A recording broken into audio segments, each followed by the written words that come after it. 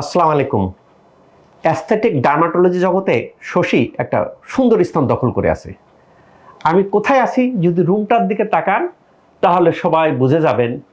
HydraFacial, NIR, পিছন দিকে গিয়ে সব অ্যাস্থেটিকের মেশিনপত্র, পিছনে অ্যাস্থেটিকের ছোটোখাটো হাতের কাজ করার জন্য টুলস। দেখে বোঝা যাচ্ছে অ্যাস্থেটিক রুমে, অর্থাৎ অ্যাস্থেটিক ডার্মাটোলজি যে রুমে করা হয়, প্রসিডিউর রুম, সেই রুমের মধ্যে আমি আছি। কাজে আমরা এখন কি করি, এখন কিন্তু ত্বকের পরিচর্যার জন্য অনেক রকম চেষ্টা করে থাকি। আমার ছোটবেলায় এই জিনিসগুলো দেখি নাই। আমি 1998 বা 99 সালে যখন পিজিতে স্কিন ডিপার্টমেন্টে ছিলাম, পিজি হাসপাতালে, তখন থেকে শুরু হয়েছে এরকম। এবং তখন আমরা পিজিতে স্কিন ডিপার্টমেন্টে প্রথমে শুরু করেছিলাম ইপিলেশন, অর্থাৎ যাদের হার্সুইটিজম আছে সেইটা লোমকূপের লোম তোলার ক্ষেত্রে। তখন কনসালটেন্ট ছিলেন দীপক কুমার দাস, এবং প্রথমে ইপিলেশনের কার বডিতে দেবে বিদেশ থেকে একটা মেশিন নিয়ে আনা হয়েছিল, আমার বডিতে অ্যাপ্লাই করা হয়েছিল বাংলাদেশে, সেইটাই প্রথম। এরপরে যুগের পরিক্রমা এখন অনেক জায়গা হয়েছে, অনেক জায়গায় লেজার হয়েছে, লেজার সেন্টার প্রচুর জায়গা হয়েছে, বাট ইফেক্টিভ লেজার, রেজাল্ট আসা লেজার খুব কম। কাজেই আমরা ত্বককে ভালো রাখার জন্য, ত্বককে গ্লো করার জন্য, ত্বকের দাগকে দূর করার জন্য সর্বন্ত ছুটে বেড়াই। কোথায় যাব, কোথায় ভালো রেজাল্ট হবে, সেটা আপনাদের বেছে নিতে হবে। আজকের বিষয় মোল। মোলটাকে cluster of tissue, cluster of cell, সেলটা ক্লাস্টার জমা হয়। পিগমেন্টেড সেল, পিগমেন্টেড সেল কি মেলানোসাইট, অর্থাৎ ত্বকের মধ্যে মেলানোসাইট যখন ক্লাস্টার আকারে জমা হয়, জমা হয়ে ত্বকের নর্মাল কালার থেকে আরেকটা কালার তৈরি করে, সেটাই মোল। হতে পারে সেটা ব্ল্যাক কালার, হতে পারে কফি কালার, হতে পারে পিঙ্ক কালার। এটা মেলানোসাইটের ডিপোজিটের গেদার হওয়ার ঘনত্বের উপর ডিপেন্ড করে কালার কি হবে।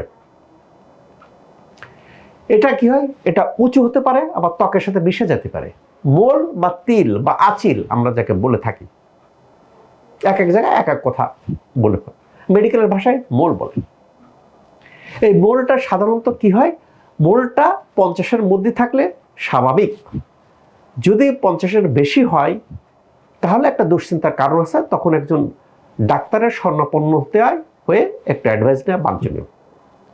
এই মোলের বৈশিষ্ট্য আছে 5টা বৈশিষ্ট্য, A B C D E. মনে রাখার জন্য মেডিকেলে আমরা এরকম পড়ছি, যখন ডার্মাটোলজির ক্লাসে আমরা পড়ছি তখন মোলের ক্যারেক্টারিস্টিক কি, what is the characteristic of mole, বা মোলের বৈশিষ্ট্য কি। 5টা বৈশিষ্ট্য, A B C D E, খুব ইজি। এতে অ্যাসিডিটি, অর্থাৎ মোলটা গোলাকার হলেই তার অর্ধেক যেরকম হবে, বাকি অর্ধেক অ্যাসিমেট্রি সেরকম হবে না।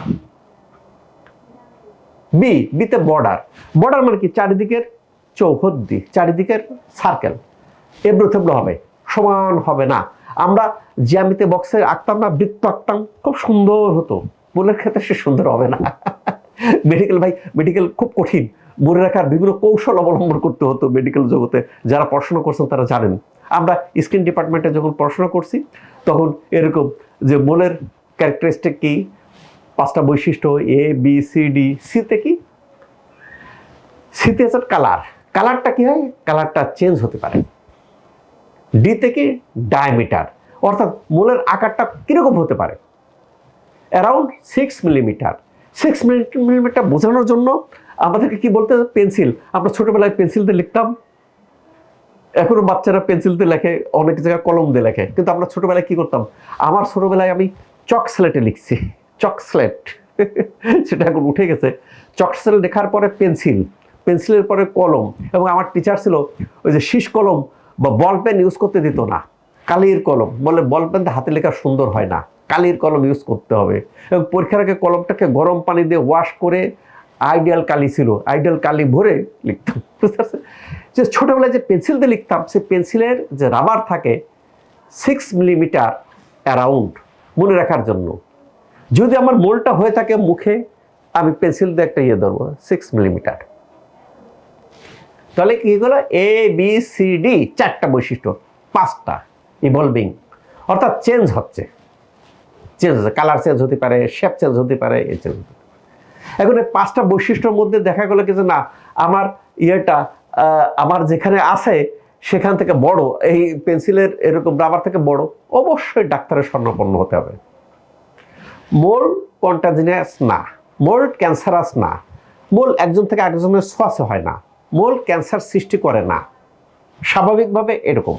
তবে মোল্ডটা যদি দ্রুত বড় হয়, মোল্ডের মাঝখানে যদি চুল থাকে, মোল্ডটা যদি দ্রুত কালার চেঞ্জ হয়, মোল্ডটা যদি চুলকায়, মোল্ডটা যদি ব্যথা হয়, তাহলে খারাপের দিকে টার্ন নিতে পারে।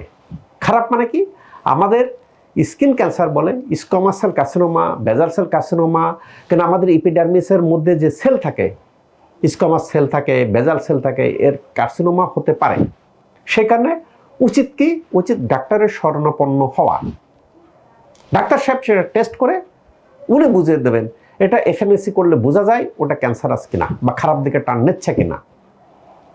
যখন মোলের সংখ্যাটা মাত্রাতিরিক্ত হয়ে যায় তখন ডাক্তারের শরণাপন্ন হতে হয়, দক্ষ ডাক্তারের শরণাপন্ন হতে হয়। কেন দেখা গেল কি যদি আমার কাছে প্রায় রোগী আসতেছে, বেশ অনেক ভালো জায়গায় যাচ্ছেন, যে স্যার আমি এত অ্যাড দেখে ঝকঝক তক করে অ্যাড দেখে গেছি যে মুখটা বার্ন করে দিছে, বার্নটা ভালো করার জন্য এখন শশীতে আসতেছে, সেরকম জায়গা না। আপনাকে ফেরতে হবে রিয়েল চিত্র কোথায়, রিয়েল চিত্র যেখানে সেখানে যেতে হবে। ফের কথা বলার দেখে বা তার ক্যারেক্টারিস্টিক থেকে আপনারা বুঝতে পারবেন যে কোথায় রেজাল্ট আসতেছে, কোথায় ভালো হচ্ছে, সেখানে যাবেন। গেলে কি হবে, তখন মোলটাকে রিমুভ করে ফেলতে হয়, মোলটা রিমুভ করতে হয়, শরীরে যেখানে আছে মোলটা সরাই দিতে হয়। সরানোর বৈশিষ্ট্য অনেক রকম পদ্ধতি আছে, এখন কিন্তু একটা পদ্ধতি না। আমি পিজিতে যখন ছিলাম 1998 বা 99 সালটা এরকম হবে, হয় 99 সাল হবে বা 98 সাল হবে, তখন কি ইলেকট্রো কটারি ছিল, ইলেকট্রো কটারিতে কাটে ফেলতাম, কেটে ফেললে কি দাগ হতো। এখন তো লোকজন দাগ সহ্য করে না, এখন আরো আধুনিক ডিভাইসগুলো আসছে, লেজার, লেজারের মধ্যে আইপিএল, যদি মোলটা ত্বকের সাথে মিশে যায় তাহলে আইপিএল লেজার ইউজ করতে হয়। যদি মোলটা উঁচু হয়ে যায়, উঁচু উঁচু মানে কি, আমার মেলানোসাইট সেল জমা হয়েছে, জমা উঁচু হয়ে গেছে, উঁচু হলে তখন কি হয়, CO2 carbon dioxide fractional medical grade laser অথবা পিকো সেকেন্ড লেজার ইউজ করতে হয়। এখন আমার তো এটা জানতে হবে।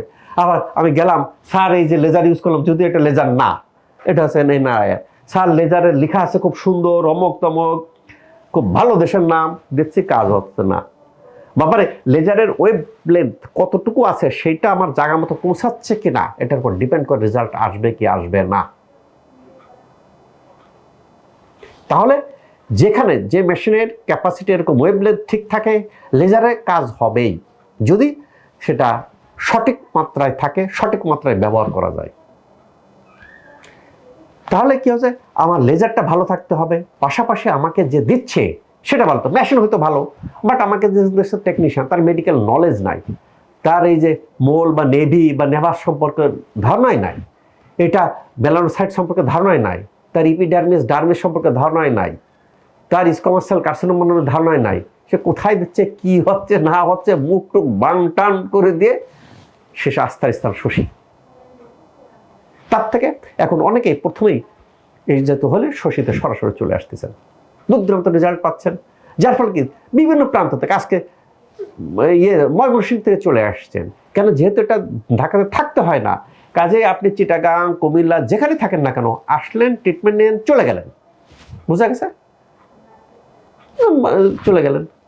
কাজেই মুখের এই মোল বা ডার্মাটোলজিক্যাল যত রকম সৌন্দর্যের জন্য অ্যাস্থেটিক পারপাজের দাগ আছে, হাইপার পিগমেন্টেশন আছে, আন্ডার আই ব্ল্যাক সার্কেল আছে, আপনার একনি আছে, একনি স্কার আছে, উঁচু নিচু গর্ত হয়ে যায়, এই জাতীয় বা অবাঞ্ছিত লোম, এখন অনেকের অবাঞ্ছিত লোম, এখন অনেকেই অবাঞ্ছিত লোমের ক্ষেত্রে কি করেন, শেপ করেন বা থ্রেটিং করেন, থ্রেটিং খুব কষ্টকর, বাট পার্মানেন্টলি রিমুভ করা যাচ্ছে শশী স্কিন কেয়ারে। যারা ত্বককে সুন্দর করতে চান, বিভিন্ন জায়গায় নিয়ে কাঙ্ক্ষিত ফলাফল হচ্ছে না, তাদের আস্থার স্থান শশী। আল্লাহ তাআলা আমাদের সবার ত্বককে ভালো রাখুক, এই প্রত্যাশায় আমি ডাক্তার শহীদুল ইসলাম।